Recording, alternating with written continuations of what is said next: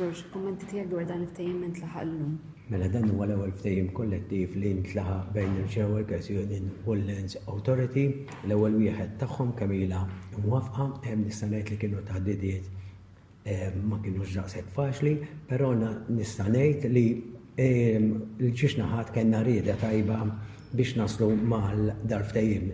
Nirringrazzja lil rappreżentanti tal-ħaddiema, lil management u lil IRU li wkoll kienu involuti fit-taħdidiet tagħna.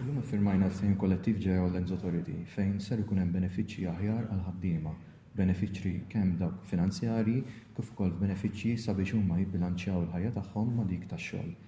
Qed naraw kundizzjonijiet aħjar sa fejn ġew indirizzati ċertu nuqqasijiet li kien hawn f'din l-entità u llum il-ġurnata permezz ta' dal-ftehim kollettiv il-ħaddiema kollha ser jiġu trattati ugwalment.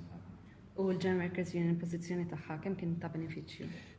Il-pożizzjoni ta' General Workers Union kienet waħda benefiċjali ħafna għal ħaddiema u waħda kruċjali wkoll f'dawn id-diskussjonijiet.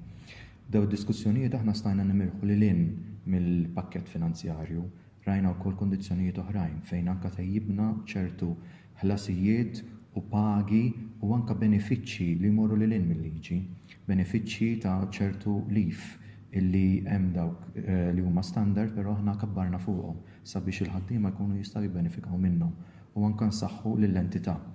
Rajna wkoll li jkun hemm anke ċertu standards dan il-ftehim kollettiv sabiex il-ħaddiema kollha jkunu trattati b'mod ugwali u jkun hemm proċeduri li kulħadd ser jaddotta u jirrispetta.